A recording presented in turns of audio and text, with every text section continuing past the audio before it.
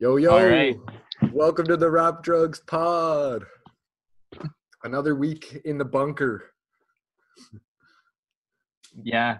Living out this fucking coronavirus Yeah, from the except underground. we got a new roommate in the bunker here. Donnie boy. Who's Pays top that? dollar. Donald Trump pays top dollar to Oh. join the bunker clan. Oh, yeah. Hide out from all the fucking rioters. Yeah, exactly. Oh, No, yeah. he's not invited up here in Canada. Yeah. Borders only open for business, Yeah. not for draft dodging or fleeing it. Not for treason. Yeah, exactly. But yeah, no, pretty crazy times. The whole Donald Trump talking like Hitler or Winston Churchill, or depends what side of the fence you're on. Yeah. You know, if you're on the correct side, you'll know who I'm talking about. He's like, Yeah. You guys know. yeah, you guys know which one he's more like, right? You guys who know what's right, dude, the smart ones. Anyways, Yeah. All the Don't smart even- ones comment and like, yeah, exactly. Don't forget to subscribe. But yeah, comment. Tell us below if you thought Donald Trump was like Hitler or if he was like Winston Churchill, holding that Bible, telling us all he's going to bring in the military and telling us when the looting starts, the shooting starts. I was pretty inspired. I was like, man, I should get a gun if I'm going to loot. But yeah, luckily we're safe in the bunker here. yeah, from all that nonsense. Screw Yeah. that. Exactly. We're not out spreading coronavirus with the lamestream media. I don't The know if lame you're, stream. I don't know if you're in Twitter, but there was this one crazy thing where they all were saying the exact same script at the same time, but at the same, like, I didn't make the video, so it could have just been like all 200 Fox local stations were saying the same shit. So who knows really how the video was made, but Is that an older video? makes you think. No, it was happening during the riots. I'm sure there's older videos that are exactly the same. Because, yeah, I heard a super similar one. Like that sounds like what you were saying. It was like all these local news across the United States were saying the exact same script. And I don't know about the one you're saying, but at least back then, this was probably 5 years ago or something, the one I seen. I read into it, and it was like, a small amount of companies own pretty much all the local news, or maybe it's one company now. All the local news has been getting bought up by a single organization. I should look into it more. Yeah, We'll talk about it some other time. There's a lot Yeah. of rich families off of local news and radio stations that are just franchises of like Well, a Fox yeah, or that's- CBS also. Just a super common So, thing. yeah. Like, I think Jeff Bezos also has his own news company, or bought one Washington after they Post, criticized him. Didn't Yeah. Isn't that what happened? Yeah, exactly. But yeah, it's about time people things are just nuts. Like, I can't believe the only protest is against. I can believe the only protest is against the police because that's like been going on for so long and like kind of needs to get settled. Like, Yeah, I'm surprised these protests haven't happened sooner. the white people who don't agree with everyone need to just give up already. Yeah. Do what's right Oh, yeah. or wrong if you're dumb. Yeah. But yeah, that just the reason we say that, like, before we get into the topic today, we wanted to bring up like Agent Provocateurs because it's a thing that seems to be really, really commonplace in this whole riot scenario. And we don't know how far is the encouragement is, or the people doing the acts are paid to be doing it or out committing it, because it's just crazy to think before this happened in California they changed the laws so like stealing below a certain amount you don't get arrested and things like that. So now they have to like really pedal back on those laws, like, but at the same time it's like there's piles and piles of bricks being left around certain areas, like, Yeah, that's so weird. not areas where there may or may not be construction, but there would never be a brick left outside of a construction site. where the public could just access it. So that's weird. And if you've looked at videos online, like again on Twitter, so who knows how real, how fake anything is. There's supposedly police putting out bricks, unmarked things putting out bricks, and also officers or people in tactical gear jumping all over police cars and destroying police cars as well. There's also been some weird things in LA, like an old decommissioned police car was left out to get set on fire. Like just weird things that they're definitely provoking the crowds and stirring the crowds and doing a bit of crowd manipulation, which what was, I guess, Donny Boy and Hitler, Winston Churchill's specialties, like just, you know, speaking to the crowd in a certain way to get a certain reaction, or have certain people ingest what you want them to ingest and other people to be demonized by it, or just to get everybody to move. Maybe, who knows what the intentions are. Like that's way above my level. Like there's a reason why the FBI hasn't came and recruited us yet. Yeah. We'll let you know if we do. Well, Illuminati hit us up on Instagram the other day. Hopefully this guy's account didn't get deleted. Let me see. I think he's still there. Yeah. We were really, so it was messing really with him. cool. Yeah, it was really cool. He sent us, we were going to be able to join the Illuminati, but he said somewhere in there, no human sacrifices. So I was like, this can't be real. No, there is no human sacrifice. No emoji, warning, triple exclamation mark. Like, there's no way these guys wouldn't call you. Like, they're going to leave a paper trail? What the text WhatsApp. No thanks, Zuckerberg. I'm not falling for that. So you already know the CIA is trying to recruit people for the FBI, or it's some scam. Definitely a scam. But so I said, are you sure there's no human sacrifice? That would be kind of cool. So this guy doesn't know what he's saying. I assure you there's no human sacrifice. I won't lie to you. Lie right there. Just contact the temple for answers to all your questions.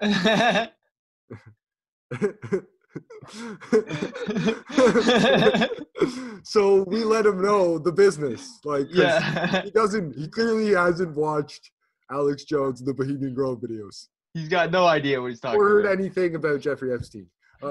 Human sacrifice is essential to success. We let him know.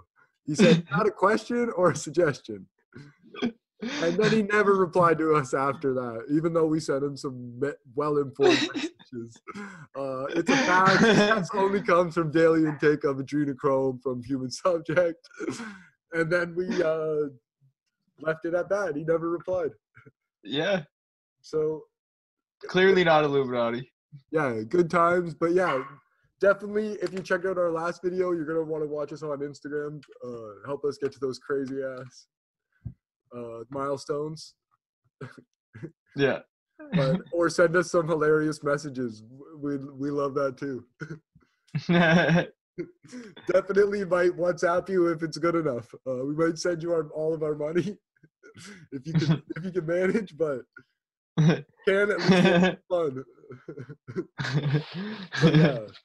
So yeah, an agent provocateur, according to Wikipedia, that like it's not a great resource for this one because they don't really reference a lot of material.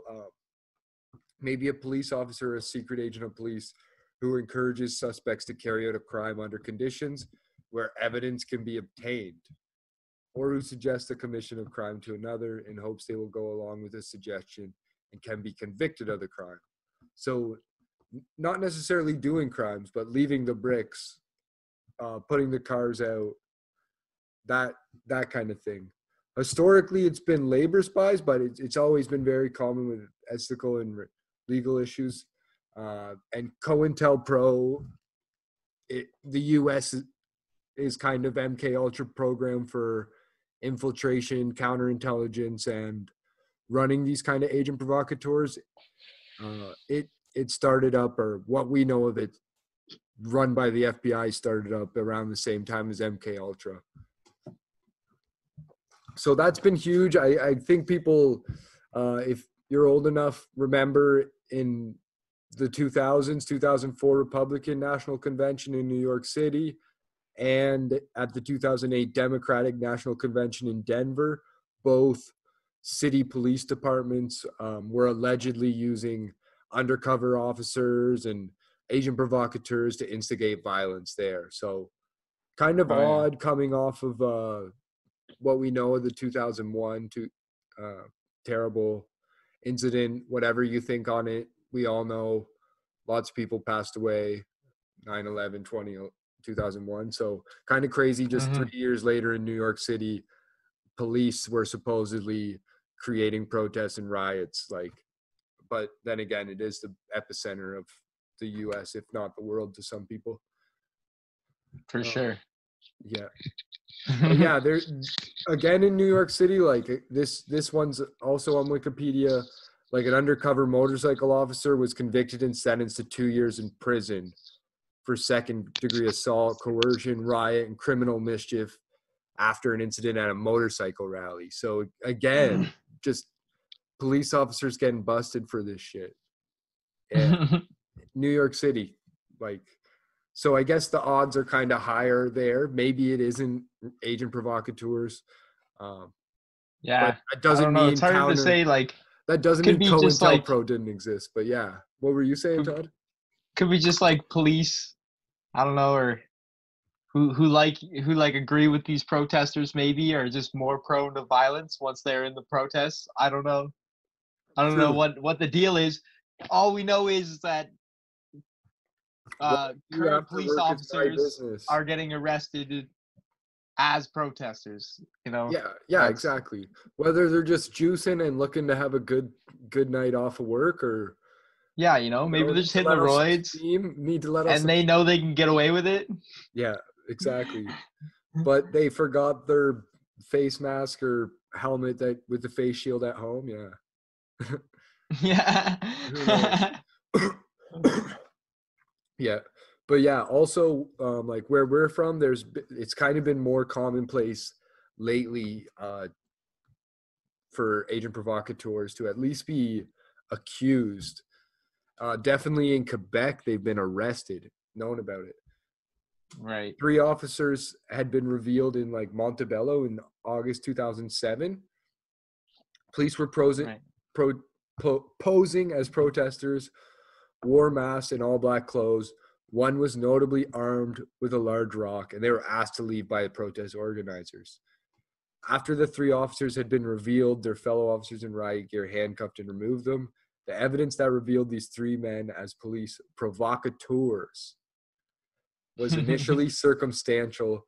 They were imposing in stature, similarly dressed, and wearing police boots.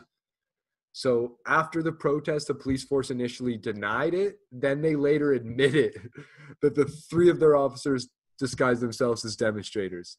They then denied that the officers were provoking the crowd, though. so they denied it and then admitted to it and then said, "But we didn't do it." Yeah. We, Not no, like how you that thought though. didn't happen. We were there. That was us, but we didn't do it. Yeah. That rock was in the way. We were moving it in case someone else threw it. Dummies. And Yeah. then the same thing about like 3 years later. So I don't know if you guys know much about 2010 G20 Toronto Summit, but it was kind of an anti-globalist kind of I guess Yeah. protest against it. So there was Yeah. heavy security because many of the leaders of the G20 disagreed about which issue should be discussed at the summit. The prime focus of the summit's discussion was the recovery from the ongoing global recession and the European debt crisis. Summit leaders were divided over which strategies would be best for tackling these problems. The European Union emphasized their need to cut deficits. United States emphasized the importance of maintaining economic stimulus. China, India, and United States argued in favor of the stimulus to mitigate the effects of recession. And then European Union wanted a global bank tax, a Robin Hood tax. US and Canada said no. Other topics of international development and international aid to Africa and developing nations people thought were important. Some people thought the Gaza Strip was important. Other people thought shutting down North Korea and speaking out against Afghanistan was important. So there was lots of global issues at the time, and like a lot of protests were planned, or at least planned on going down. But like 1 week ahead of the summit, like Oxfam Canada, Ontario Coalition Against Poverty.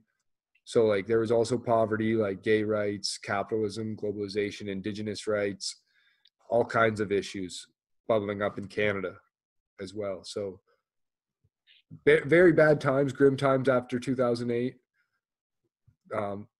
Didn't recover quickly for a lot of people that felt misappreciated, and very similar to right now. I'm not saying any of those people have anything near what the Black struggle is, being a slave. Like, I don't think, other than Native Americans with their genocide, I don't think anyone else has had as close to a bad time as being slaves. Like, I can't speak on any of those things. Like, maybe those other people can argue for it, but I think being a slave is probably worse than being in poverty, because you can't even have any money. You're in poverty for sure. So yeah, I should stop speaking on that before everyone gets more sound bites. I'll leave you for that one. Thank you. Yeah, no problem. But yeah, basically in that 2020 summit, 5 people were arrested by RCMP. 2 of them were Toronto police officers. And then the city and the OPP went on to arrest 900 people, Canada's largest mass arrest in history. And I guess after the 2 police officers got arrested, the RCMP saw no indication that RCMP undercover agents or event monitors acted inappropriately, but there's no reference to confirm or deny that, according to Wikipedia previous discussion. So they probably erased whatever was there. At the time, I thought I could see some very convincing evidence of like similar things to what you were saying in those other incidents with the people with their police issued boots and faces covered coming and smashing things and then being gone all of a sudden, you know, as soon as protesters start getting arrested. I remember seeing a lot of stuff on that back when that was happening. Well, yeah, peaceful protests were followed by Black Bloc, which is a group of protesters who wear black clothing, ski masks, scarves, sunglasses, motorcycle helmets, often with padding, like layered, and other face-concealing, face-protecting weapons to hide their identities. So who knows how much of it was like who knows who it was. Like, that's all I'm trying to say. And that has definitely been known from watching any of that footage. If you can watch any of that footage again or read up on it, a lot of people are wearing the uniform. Like all black, everything. Yeah, so that's strange enough. Mm-hmm. But it was the early stages of the internet, so maybe the intelligence on preventing those kind of things from being organized behind the scenes wasn't as good then. Like, but at the same time, there was police officers arrested. So, and we know with COINTELPRO, these people often aren't even tied to police agencies or RCMP agencies anymore. Like, the undercover agents at these points are like deep within these groups. So like COINTELPRO, it was a series, or is a series. We think it's still ongoing, of covert and illegal projects conducted by the United States FBI. So like they got into the civil rights movement, Communist Party, feminist organizations, other minority power movements, Black power movements, especially animal rights movements, American Indian movements, environmental movements. Movements. Yeah. And also more of the New Left. They also targeted the Ku Klux Klan in the 60s and a lot of other right-wing agencies. But it ran under a lot of different presidents.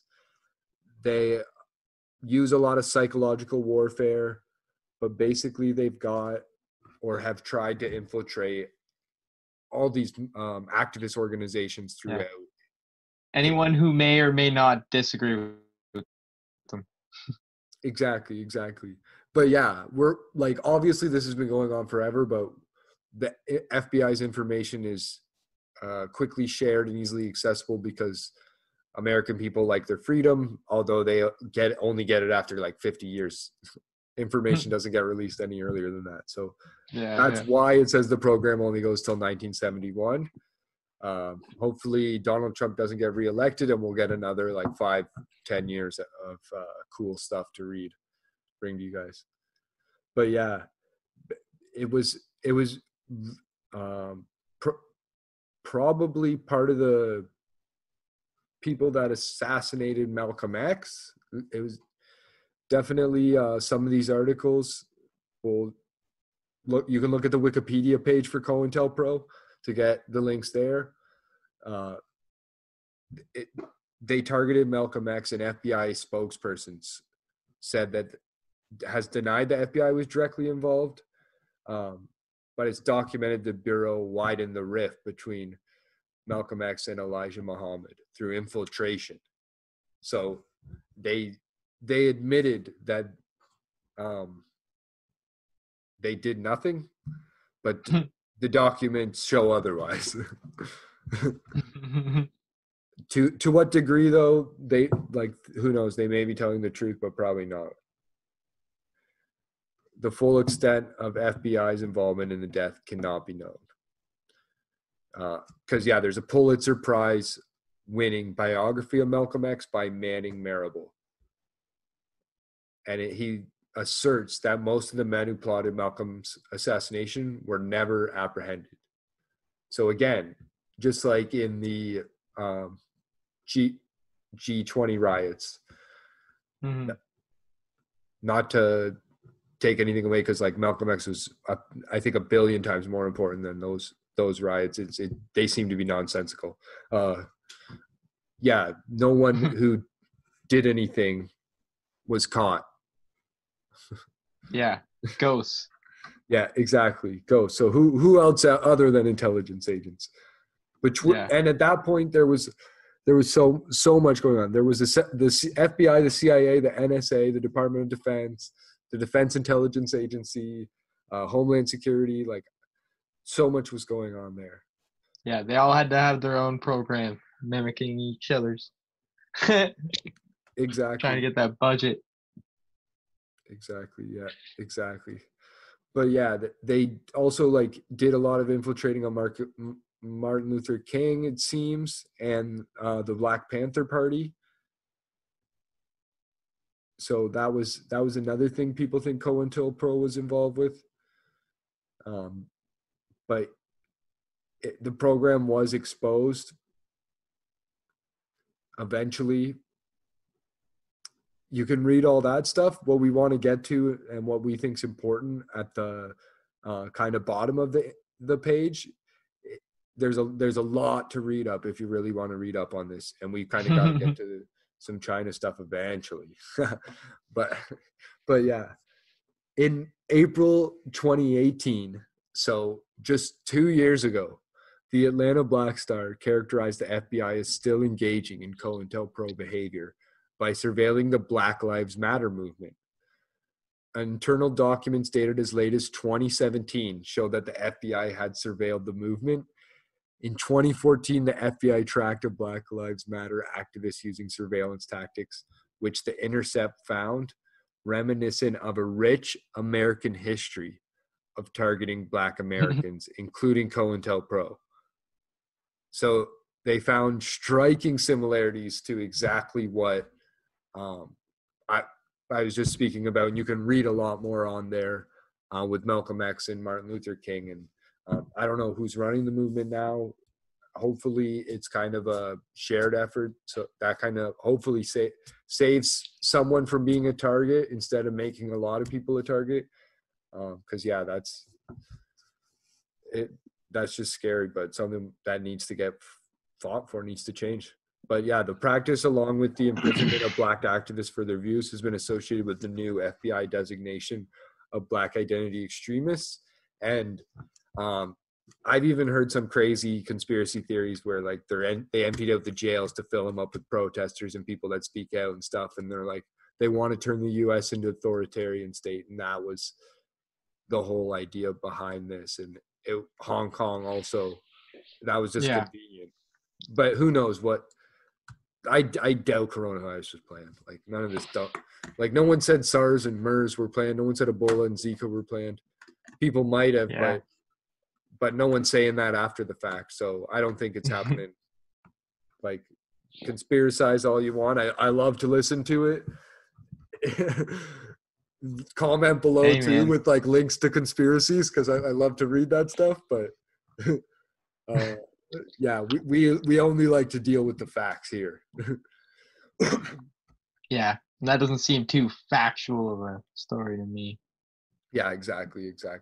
But yeah, 100%.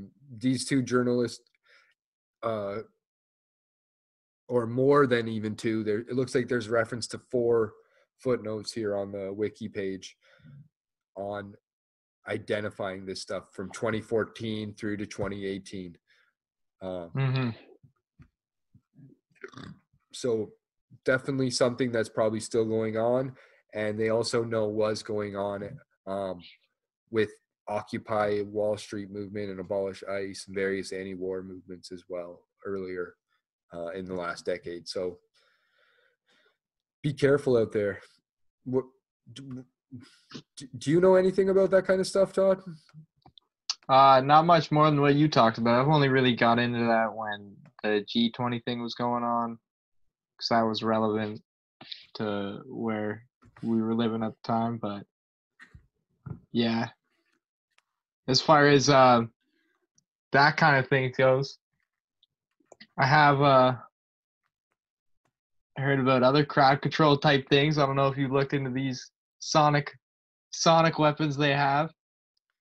Oh yeah, the sonic weapons.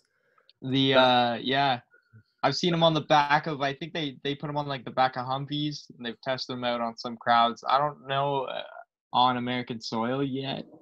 You were telling me, like the link you sent me, it seemed like was on American soil.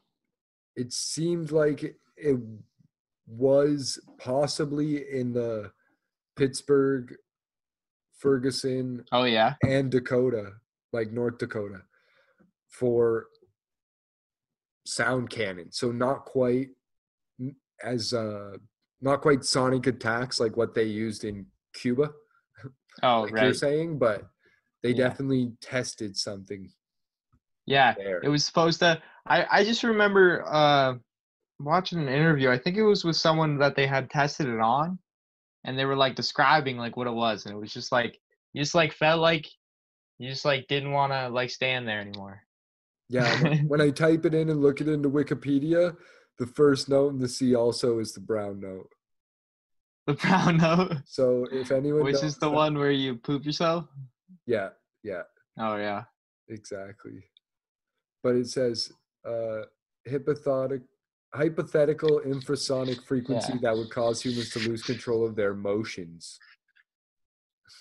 I don't know if that means pooping or if that just means you're crying. Like you're saying, uncontrollable type shit. Yeah. But yeah, definitely a lot of counterintelligence goes on. A lot of undercover agents out there. A lot of agent provocateuring going on right now, which just means building up some sort of evidence so they can hold that against you. Like the police have been making fake evidence on shit forever. So who knows what they want to pass. Yeah, man. Who knows what they want to pass next. Be careful out there. Be smart. fight for your rights, fight for human rights, but just don't get caught in the crossfires.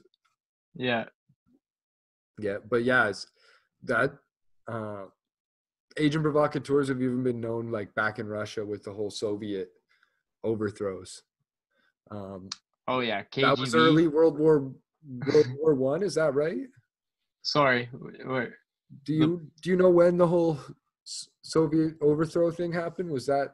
yeah, that's during World War One. The Yeah, Bolsheviks, exactly. I believe, got him into the war, and the Soviets got him out of it. Yeah, exactly. So definitely, it seemed like there was some agent provocateur type stuff going on then. A lot of the revolutionaries with Imperial Russia.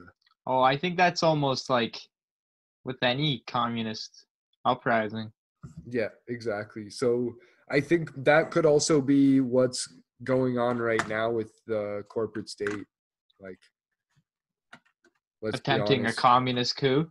Well, maybe tech's become too big, data's become too resourceful, and like it's just a way to I mean, yeah, there are a lull lot people to of sleep.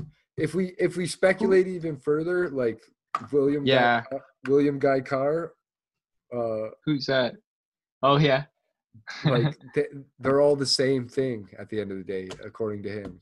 Illuminati Yeah, controlled. yeah. Two sides of the same coin. Yeah, He, exactly. What yeah. did you say before that though? Sorry. Oh, I was just gonna, I don't know, bring up. I don't even remember her name. That guy that Tim Dillon, or the girl Tim Dillon was talking to. I think her name was Whitney Webb. Yeah, I yeah. don't even remember what she was saying and Yeah, how it was she's a good relevant. journalist. It was somehow Was it to do relevant. with Bill Gates? No, No. Yeah, it was she's to do with, I don't know, whatever we were talking just about. happened to. Yeah, she had to move to like South America, Chile, to Chile. report, be a journalist, like for her own safety. Yeah. She talking about Asian provocateurs from Russia or U.S.? Oh fuck! I wish I could remember now. I don't know. Maybe we should just move on. I'm pretty sure I had a point there. I'm pretty sure she did. I just can't remember what she said now. Yeah, people are But never gonna get to know now. Way to go, yeah, Todd. it's okay. Watch her interview. It was a good interview. Yeah, But yeah, that's a good pod one. For the free one, I haven't paid for the Patreon, but recommend anyone else doing it if they got $5 to spare. yeah, Tim yeah. Dillon's hilarious. Oh, for sure. And yeah, if you pay for the Patreon, I guess you get access to a lot of older episodes, which is he goes deep into like Franklin scandal and some FBI and CIA stuff, and has those people on and stuff. So some counterintelligence there, some undercover stuff there. But Yeah. I one big counterintelligence thing I guess we can get into too that I wanted to talk about after we talked about China, but let's just talk about it first because he's tied to Russia and intelligence as well, like Jeffrey Epstein. Yeah, the documentary on Netflix was it was a good way to get caught up to speed, and I think a good way to like let the women tell their stories. That was pretty good take on it because I think Yeah. the media doesn't give them a good enough voice. The For story sure. more on the I mean, I terrible was so side. surprised that like the whole operation that he had going on and like how underrated it really is. Yeah. Like in the media. It's insane. Been doing it for 30 years. Yeah. Plus. Blatantly. Yeah. There's accusers that over the past 30 years, but blatantly for the past 2 decades maybe. Like it wasn't until about after 2000 that people know or openly knew he liked to be around young women. Like that seems to be when it was out in the media. Maybe I just not as good at internet research as I think I am, but from what I found, like October 2002 was when you could first read about Jeffrey Epstein and him being around everybody because he went on that plane with Bill Clinton to Africa. So I don't know if he got set up then, Well, and it was what? the downfall from there, or if it Well, was explain like, that more. What? I don't know what you're talking about. I'll get into that in a bit. I kind of want to Yeah. go in chronological order because how crazy Okay, so this shit is. How crazy this shit is. you're Like gonna start somewhere else. before, I want to just say like the laws in New York changed so that you could report any length of time back on any sort of sexual acts like this, like sexual crimes, I guess. So that Okay. is a very good thing, and I think it should have happened, but it was a very bad thing to happen for Jeff Epstein. So yeah, he started out fair enough with like a family, but his dad worked for the New York City Department of Parks and Rec as a groundskeeper and a gardener. So Okay. that kind of strange. His mom was a school aide. He was the oldest of two siblings. He began playing piano when he was 5. He skipped 2 grades, graduated when he was 16. So like that I think they might go over some of that in the documentary, but it's just nuts to think like a landscaper and a homemaker school aide. Yeah. Their child skipped 2 grades, was a college dropout swindler, and he worked for the departments of Parks and Rec. But they ended up being like father Huge. of this intelligence asset. Yeah. Criminal mastermind. criminal genius. Yeah. So yeah, very quickly he gets hired at the Dalton School. Tim Dillon turned me on to kind of a lot of this information quickly that wasn't in the Netflix docuseries. Mm-hmm. Like they didn't talk about this, they didn't talk about that, which I definitely was so lost looking up everything. I don't even remember what was and what wasn't in the docuseries anymore. But yeah, for sure this wasn't that. The father of U.S. Attorney General William Barr hired Epstein at the Dalton School in 1974. So Okay. already he's associated with Attorney General's father. Yeah. And he's only 21 years old, and he didn't go to the military. He dropped out of university without receiving a degree. So kind of strange. He ends up becoming a physics and math professor. I guess he is a really sharp guy, and it is early 70s, so maybe it's just a strange coincidence, and that kind of got him tapped into the whole community. Lucky that maybe that was his lucky break, but maybe his father was tapped in, and who Just knows? never knew about it. Exactly. He was just undercover. It's Like, just what if he was handed unreportable. down this thing that had been going Exactly. on before him, you know? Exactly. It's just strange to be a landscaper, homemaker, school aide's child I and don't know. start playing piano at 5. Like being I a master piano player and skipping 2 grades. Like maybe they just knew like if we get him into music, he's going to get smart because it's like another language and that's why he skipped 2 grades. But which I'd like to believe. I'd like to believe it's just a bad seed. coincidence. Yeah, I'd like to believe it's just a bad seed and like Donald Barr was his lucky break. Yeah. Which is highly documented. There's like a ton of articles referencing this on the Wikipedia. So yeah, you could scroll through the Wikipedia, but through Dalton School, he met Alan Greenspan, CEO of Bear Stearns, got into Bear Stearns. Alan Greenspan and Jimmy Kane, the bank's later chief executive, skyrocketed him up into partner. At the same time, there was a big scandal going on with like insider trading. Yeah. So yeah, he ended up not getting in any trouble while the other company involved, everyone got arrested, and he just left Bear Stearns. I don't know if anyone at Bear Stearns ended up getting in big trouble, but just walked away. So, because it speaks about it even. In 1981, he was asked to leave Bear Stearns for, according to his sworn testimony, being guilty of a Reg D violation. Even though Epstein departed abruptly, he remained close to Kane and Greenberg and was a client of Bear Stearns until it collapsed in 2008. So that's wild. But then supposedly he founded his own consulting firm, IAG, maybe a government front company, recovering stolen money from fraudulent brokers and lawyers. He worked as a high-level bounty hunter at this time. And then a lot of that just sounds like money laundering. You know? Well, it's, yes, potentially. That makes a lot of sense. That makes a lot more sense because he was recovering her father's millions in lost investments and stuff like that. Right. Yeah.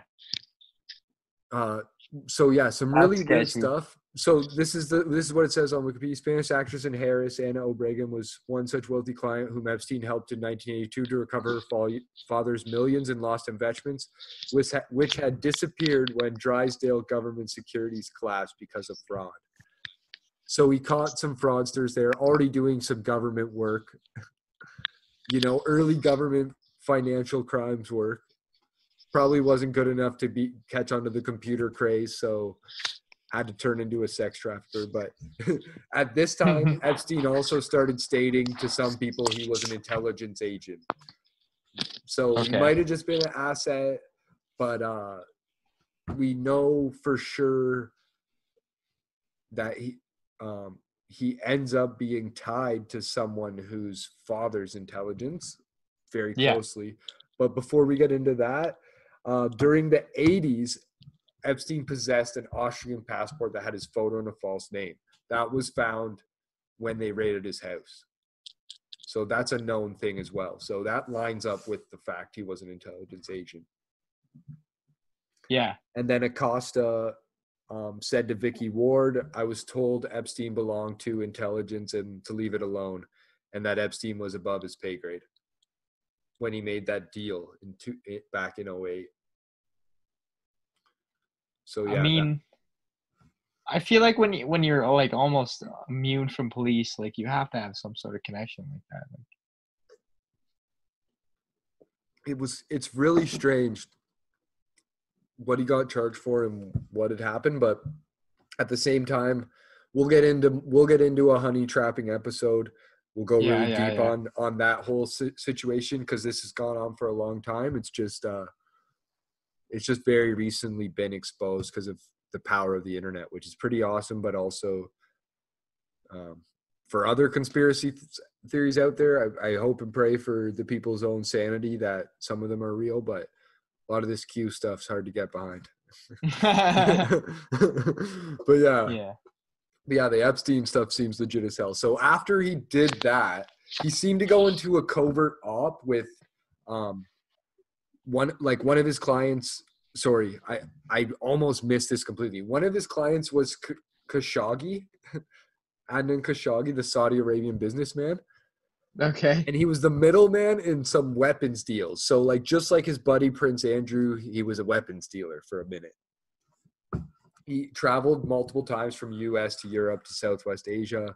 And in London, he met Stephen Hoffenberg.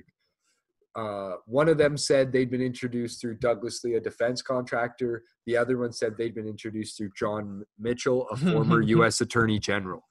So definitely throughout the 80s, there's huge, strong intelligence ties, if not all the way back to 74, if not even earlier through his family. And then probably not through his family, but definitely we already have 15 years of intelligence ties. And then he gets tied up with this Stephen Hoffenberger, who already Stephen Hoffenberger and Jeffrey Epstein are confused. So that whole part of the story makes me seem like Epstein is just an asset. Maybe they knew he was like a double agent eventually, and they started confusing him and delivering these kind of tasks and jobs to him. So maybe he could have been smart at computers and they just gave him the dirty work to set him up. Because if you're confusing the guy who's doing it, But then again, you'd want him to go along with the same story. So they might have just been confusing Hoffenberg. Because it ended up being a big heist on Hoffenberg, get rich quick scheme for Epstein, it seemed. But they both like were in on it for a minute. So Stephen Hoffenberger hired Epstein in 1987. Around the same time, people say he met Leslie Wexner, or he says he met Leslie Wexner, and other people say he met Wexner later in the 80s. So very strange there as well. But also old people, they don't know anything because like they do know it, but then all of a sudden their memory changes. Same with young people. Your memory is very malleable. But yeah, the older you get, the more malleable it seems to become. As we know with Alzheimer's and dementia. But yeah, Stephen Hoffenberger hired Epstein as a consultant for Tower Financial Corp. That's when he first got like his big place in the Villiard houses in Manhattan and started getting 56,000 in today's dollars a month, 25,000 US. They turned Tower Financial into corporate raiders. And they had some unsuccessful big bids trying to take over some plane companies. But Hoffenberger and Epstein, like a plane company and a freight company, and then Hoffenberger and Epstein were like traveling everywhere in private jets and shit and partying and shit. So in 1993, Tower Financial Corp imploded as one of the biggest Ponzi schemes in American history, losing its investors over $450 million, equivalent today to like 800 million. And in court documents, Hoffenberg claimed Epstein was intimately involved in the scheme. Epstein left the company by 1989 before it collapsed and was never charged for being involved with any of the fraud committed. And it's unknown if Epstein acquired any stolen funds from the Tower Ponzi scheme or not. So that's some crazy ass shit. Yeah. Yeah, that's fucking nuts. Definitely seems like he's an agent. Yeah. The whole Ponzi scheme, was that like, that's almost like he set that up, or he was waiting to set it up? Yeah, so they set Hoffenberg, just Berg. They said Hoffenberger. They said Hoffenberger Hoffenberg to prison for a long time, and then he just came out and in 2019 he was saying Epstein's a Russian intelligence agent. So who knows if he's just catching up to the news now that he's out of prison and saying that, realizing that he got duped, or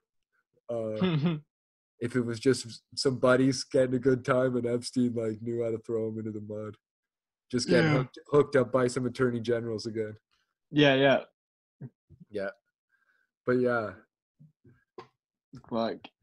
In 1988, Epstein founded a new financial management firm, J. Epstein and Company, while he was still consulting for Hoffenberg. So definitely some money laundering going on there. And he was like, Ozark shit. Yeah. And he's like, I only take on billion plus clients. So definitely some Ozark stuff where they're like, if you're not laundering in the billions, we got to break your legs. Yeah. Yeah, exactly.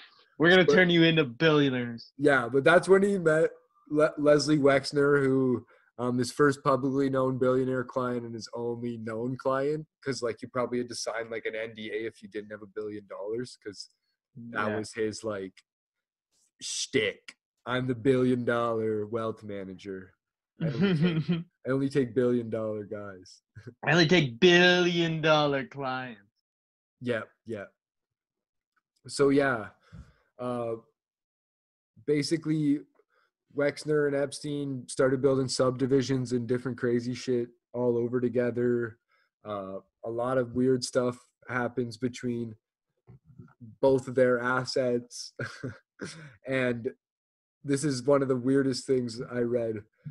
So yeah, the power of attorney Wexner granted to Epstein in July 1991, which allowed Epstein to hire people, sign checks, buy and sell properties, borrow money, and do anything else of a legally binding nature on Wexner's behalf. But then again, you're dealing with billions of dollars, so that's like too big to fail. But by 1995, Epstein was the director of the Wexner Foundation and the Wexner Heritage Foundation. He was also the president of Wexner's property. So just taking over all of like a lot of duties on a lot of the stuff. Oh yeah. Which was wicked crazy. And then in 1996, by that time, Epstein changed the name of his firm to Financial Trust Company, and for tax advantages, based it in St. Thomas. So reduced federal income taxes by 90%, but took advantages of U.S. bank in there. And then around that same, I guess not around that same time, the turn of the next, 5 years later, that's when he started showing up in news articles. First in a puff piece by the New Yorker that still was mentioning like young girls. It mentioned Bill Clinton, Kevin Spacey, Chris Tucker, Les Wexner, Ghislaine Maxwell, Robert Maxwell, Donald Trump, Prince Andrew, a couple quotes from some people like Jimmy Kane and Jeffrey T. Lead, some hedge fund managers, some rumored clients. But the funny thing is, this October 2002 article was written by Landon Thomas Jr., and NPR found tax records that reflect a $30,000 donation in 2017 to a Montessori preschool called O'Gorman Garden in Harlem from a foundation based in the U.S. Virgin Islands that had previously been controlled by Epstein. Fucking money laundering. So yeah, exactly. And it could have been paid out over like 15 plus years. 30,000 times 15. So that's crazy. Then the question is like, who was he laundering the money for? Because if he was a intelligence asset, that's pretty common thing that they do. You know, we've seen that with the Contra affair and such, you know? Well, that's the thing. He either became so good at it or was just that good at like working people that he got tied in with Leslie Wexner, and then all of a sudden you could launder anything you want on the planet. Yeah, he was just in the business already, and then it came to him. Exactly. But yeah, that's also around that same time is when the allegations kind of didn't come out, but that they like in 95 is when things really started heating up with the Maria Farmer story. I guess in 95, 96, she was sexually molested and went to the FBI early on, who shut her down. Right. The police shut her down and stuff. So that's kind of the only thing we know that happened before these news articles. And then in 2003, the article that the 2002 one kind of prepped you for, it mentions a Vanity Fair article coming. Vicky Ward did this article, and she says that her editors shut down the shit. But the March 2003 Vanity Fair article, it does mention of a small computer room in the back of Epstein's place, which is like the surveillance center, supposedly. Yeah. Wasn't there like stuff missing them from that spot too? Like that they, or is it? Yeah, supposedly. That was eventually. It just mentions this in 2003. But okay. It also says he does not touch alcohol or tobacco. That was another big thing to say. Right. But yeah, there was again, somewhat a puff piece with some articles, but it did mention he's mostly around young women, mentioned a lot more names, named Donald Trump again, named Alan Dershowitz this time, named some Harvard network. So they were onto that Harvard scheme. But one reporter, in fact, received 3 threats from Epstein while preparing a piece. They were delivered in a jocular tone, but the message was clear. There will be trouble for your family if I don't like the article. That was a quote from the article. Here's another one. These were not women you'd see at Upper East Side dinner, the woman recalls. Many seem foreign and dress a little bizarre. At a cocktail dinner with Ghislaine Maxwell and Prince Andrew, some of the guests were horrified, the woman says. And then a former business associate. He's reckless, and he's gotten more so. Money does that to you. He's breaking the oath he made to himself that he would never do anything that would expose him in the media. Right now, in the wake of the publicity following his trip with Clinton, he must be in a very difficult place. So this former business associate was probably like an FBI agent or CIA agent telling him he's dead. But yeah, according to SEC and other legal documents unearthed by Vanity Fair, Epstein may have good reason to keep his past cloaked in secrecy. His real mentor, it might seem, was not Leslie Wexner, but Stephen Jude Hoffenberger, who for a few months before the SEC sued to freeze his assets in 1993, was trying to buy the New York Post, kind of like Jeffrey Epstein buying the Washington Post nowadays. He's currently incarcerated in the Federal Medical Center in Devens, Massachusetts, serving a 20-year sentence for bilking investors at a more than $450 in one of the largest Ponzi scheme in American history. And it also mentioned, this is where it says Hoffenberger says they were introduced by Lease, the defense contractor, Doug Lease, and Epstein says they were introduced by John Mitchell, the late Attorney General. So pretty crazy shit there. But yeah, after that point, like what we know from people's allegations, at that point, he kind of got really heavily involved into sex trafficking, was taking Victoria Robert Guthrie around the world from mid-90s to 2002. And then later in 2005, the whole Florida thing starts to break down. The docuseries does a really great job at covering a lot of this. But the civil cases kind of start rolling out later in 2008, 2014, 2015. Victoria Roberts Guthrie comes out. And a lot of stories with Prince Andrew. The Guardian starts posting some really good news articles on it. And then Maria Farmer backs up her claims. So there is two people confirming the stories at that point. We know it's a real thing. And then there's some Jane Doe v. Epstein Trump in 2016, Sarah Ransom v. Epstein and Maxwell 2017, Bradley Edwards defamation versus Epstein 2018.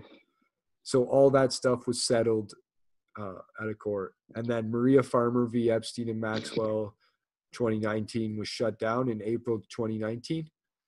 But she ended up jumping on the back of a bunch of other articles. But then August 2019 rolls around. A New York state law is updated to allow 1 year for adult survivors of child sexual abuse to sue for previous offenses, regardless of how long the abuse took place. So at this point, it lines up perfectly with Jeffrey Epstein's death. But yeah, Jeffrey Epstein versus Epstein and Maxwell. Caitlin Doe al. v. Epstein's estate. Jane Doe versus Epstein's estate. 2002, 3 years starting at age 14. Teresa Helm, Epstein's estate. Jane Doe 15, Epstein's estate. 15, 2004. Telia Daves, Epstein's estate. After meeting Epstein in 2002, he sexually assaulted and trafficked her in New York, New Mexico, Florida, the Virgin Islands, and France. Jane Doe's 1 to 9 v. Epstein estate. The claims date from 1985 through the 2000s and include individuals who were 13, 14, and 15 when they first encountered. JGJ Doe v. Epstein state.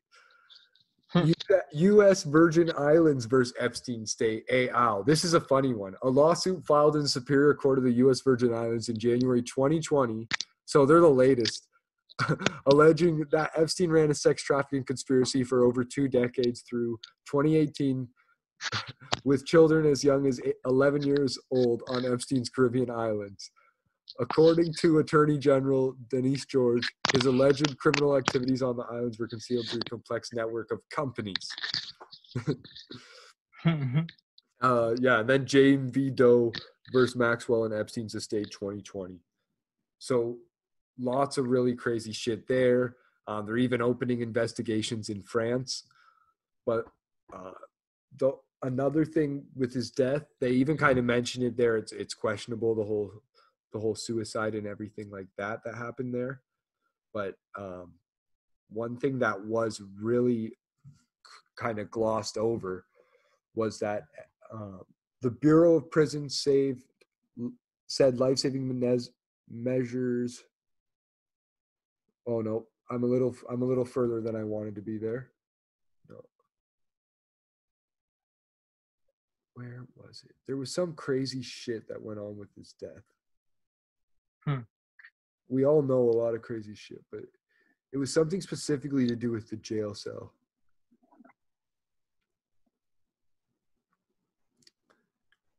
How's that? Uh, His just person wasn't there? The protocol for when he passed away.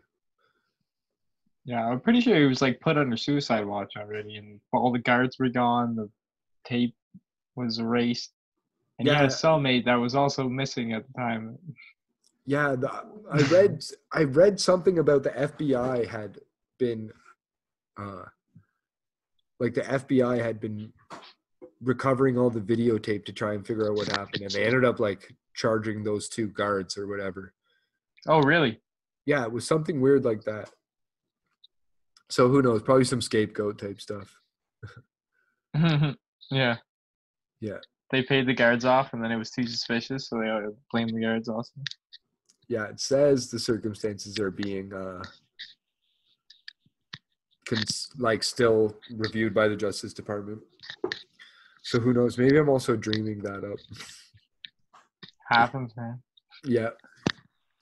But yeah, lots and lots of crazy stuff. Like I could go for days on all this stuff and all the connections there. But really, if you want to look it up, Wikipedia actually has lots of articles to link to, and we know it's always changing, getting edited and stuff. So it might not always be the best resource, but there is a lot of things to click through there. But yeah, Nadia Marcinkova is someone who's really kind of seems to be a big figure in the espionage and is known as a co-conspirator. Same with Sarah Kellen and Adriana Ross. And Mark Epstein, his brother, like definitely has was controlling the rental property that their companies were running out of and Jeff Epstein was running out of. So yeah, I'll read this one very quickly. It's from a Guardian article. Yeah. Nadia Marcinkovia, now Marcinko, officially registered address for Avaloop. Sarah Kellen, now Kensington, owner of SLK Designs, Renault, import records, show company takes deliveries there. The article's title, 2 of Jeffrey Epstein's alleged accomplices are running businesses from a Manhattan property linked to the wealthy sex offender under new identity years after appearing to have left his scandal-plagued entourage. So they never really left after that whole thing went down. They were still dealing with his brother, at the very least, working out of a property that had something to do with Epstein. Because there was evidence for the imports. Yeah, the import records for SLK Designs was there, and then with Avaloop, exactly, it was their officially registered address. So that's pretty crazy. But the whole Nadia Marcinkova thing is so nuts. You can look her up on Wikipedia. She's a founder of a pilot who claims she used to be a model, but no one can substantiate that with any evidence. Heavy.com reported the bookkeepers for Epstein's MC2 modeling agency, so a sex trafficking front, disputed a claim, tasked with obtaining visas for Epstein's foreign models. So so that girl never worked. She was never a model. She was living in his place, but she disappeared. She never actually even worked as a model. That's what she said. But yeah, founder, CEO of Avaloop. Previously was known as Gulfstream Girls. Now she's known as Global Girl. So maybe Gulfstream didn't want to be tied to a sex trafficking ring. Nobody does. Yeah. But yeah, Virginia Robert Guthrie, I feel really bad for this girl. I don't know if she's just a distraction or if she's 100% legit, because her father seems to be also was a maintenance manager at the Mar-a-Lago property owned by Donald Trump. So maybe she got taken advantage because of that, or maybe her father took advantage of her and sold her off because of that. But yeah, she seemed to be a scapegoat and been tied to a lot of people, but spoke out on a lot of them. So really proud of her. Good in the docuseries. Same with Maria Farmer. that's a great one you want to catch. And then Leslie Wexner owns Bath and Body Works and Victoria's Secrets. You can read up all on him. But yeah, a group of former Ohio State wrestlers who say they were abused by the team's doctor, Richard Strauss is asking Ohio Inspector General to investigate the school's connection with Jeffrey Epstein. So that's another huge thing to do with Wexner and his spouse, I believe. They're heavily tied to Ohio State. So lots of crazy shit, lots of stuff burning. People are speaking out against the Bill Gates thing. So the only thing I could really substantiate from Reuters is that the claims of all the travel logs were false, but we know the travel logs were also controlled by fake previous models who were previously Gulfstream Girl and now Global Girl and things like that. So that's pretty nuts to think about. But you can't really speculate. You're speculating if you go into Bill Gates there. But for Robert Maxwell, FBI found nothing to connect him to a Russian agent, despite the fact there's known links to MI6, KGB, and Mossad. He was Czech-born, so like we spoke on about the 70s and 80s, a lot of agents came out of there from KGB, worked with a lot of different agencies. But yeah, through bad character and almost certainly financed by Russia. He maintained links with Russian leaders until his death, which was by mysterious disappearance in the 90s. But yeah, definitely had an Israeli connection, and Jeff Epstein had a really big Israeli connection as well. Like in 2018 even, supposedly he had, or maybe it was a little bit earlier than that, he had been invested in an intelligence agency linked company, an Iran intelligence agency linked company. So that one's a really interesting thing considering everything else going on. But yeah, I'm trying to see if that's on the Wikipedia page too or not. Did they gloss over it? They might have totally skipped. Nope, it's right here. So Israeli startup. In 2015, the Israeli newspaper Haaretz reported that Epstein invested in the startup Reporty Homeland Security, rebranded as Carbine in 2018. The startup is connected with Israel's defense industry. It is headed by former Israeli Prime Minister Ehud Barak, who is also at one time the defense minister and the chief of staff of the Israeli Defense Forces. The CEO of the company is Amir Alahi, who was a special forces officer, and Pinchas Beres, who is a director of the company, was at one time the defense ministry director general. Epstein and Barak, the head of Carbine, former Israeli prime minister, were close, and Epstein was often offered him lodging at one of his apartments at 301 East 66th Street. Epstein had past experience with Israel's research and military sector. We all know those are heavily tied together, and a lot of those Israeli companies are heavily tied to their military, including maybe SodaStream. In April 2000, he went to Israel and met with a number of research scientists and visited different Israeli military bases. During this trip, he thought about staying in Israel in order to avoid trial and possible jail for charges he was facing for sex crimes. However, he opted to return to the United States. So with ties to Ghislaine Maxwell, with ties to Robert Maxwell there, with ties to Israel, with ties to FBI deals, and FBI saying to Acosta he's part of intelligence, him saying he's part of intelligence, him ratting on the whatever happened with Bear Stearns and the Hoffenberg situation that went down, and like you're saying, the money laundering bounty agency. It definitely seems to me like he's intelligence, and the docuseries just glossed right over that. Didn't give a shit. Oh yeah. But yeah, if I kind of get it though. Like, I mean, I think they didn't want to get too caught up in the conspiracies and really wanted to focus on the women. It seemed to me, at least. Yeah, 100%, and they deserve that. So I thought that was really cool. I thought it really shed light on them, and it really really, gave them all personality. You get to know each one of them Yeah, pretty yeah, and personally. It's hopefully, interesting, Doc.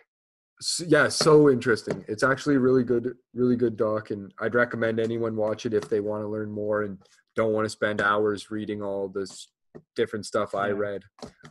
Another good But thing to check out too, like we were mentioning, Tim Dillon glazed over this stuff quickly.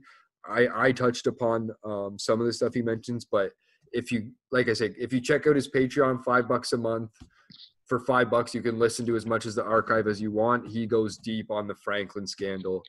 And he also said to check out like Jimmy Savile, BBC, Kincora Boys Home, Catholic Church blackmail. And we wanted to check out that stuff and do a honey trapping episode too. So we'll come to you later with that. But if you got $5 US to spare in the meantime, got a credit card, why not grab that and go deep on some cool ass conspiracies by a funny ass guy. yeah. Tim Dillon's fucking Yeah. But yeah, awesome. We've been going hard for just over an hour now, so we're going to catch a quick break and then get back with the Rap Drugs Pod in China.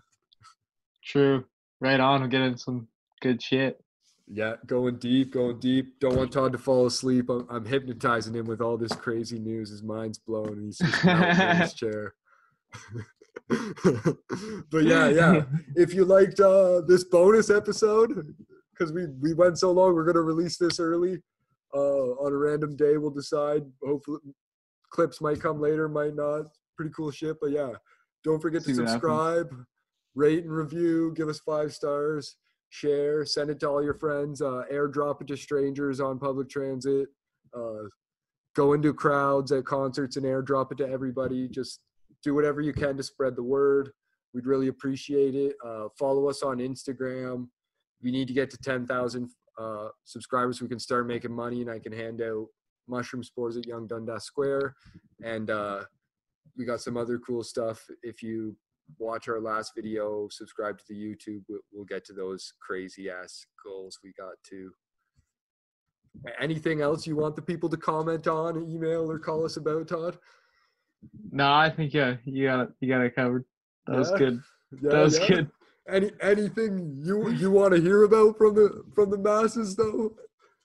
Like we got a lot of topics in the pipeline, but like if you guys got some crazy stories about MI6 or honey trapping, or different people that helped invent substances, we'd love to hear all about it.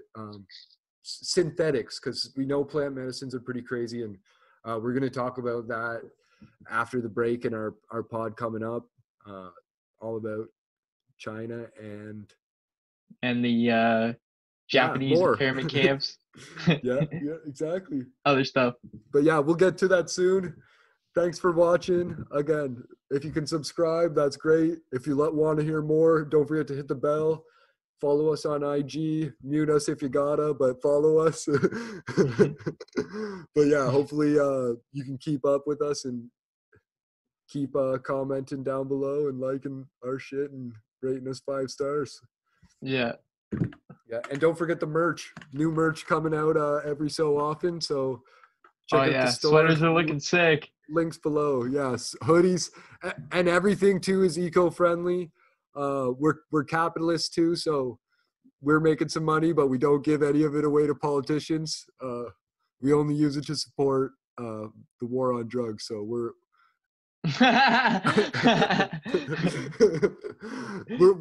just playing. Yeah, we're all about easy, cheap, accessible drugs. Yeah, exactly. If we let the government legalize and regulate it, they're gonna fuck it up. So look at marijuana. Yeah, exactly. It's not near as good. It's garbage and it's expensive. Yeah, I'd love for legalizing and regulating. Just because I think like for addiction purposes, it's really important. Like it's a healthcare issue. No, I'm playing. But yeah. I think other than that, yeah, we'll give all our money to those kind of causes, like obviously MAPS and that kind of thing. Nothing other than that, unless like the people send, like if you PayPal me and message us or text us or call us where you want the money to go, we'll donate it for you. Maybe we'll match it depending how much we can match. Maybe we'll half match it. 1% Maybe, match it. yeah. We'll make sure your donation gets beefed up a little. But yeah, that'd be cool. That'd be some cool shit too. We can share your shit on the show too if you Instagram message us about joining the Illuminati or any cool clubs like that. We'd love to hear more about those. But yeah, if you want to be discreet about it, just give us a call down below. But yeah, and anything else to say before we let the people go and get back to the bowls? No, just thanking, love and appreciate everybody for coming and watching the pod. You know, good luck through these trying times. Hopefully you're doing some peaceful protests and not riding too hard. And thanks for watching. Yeah, loot safely.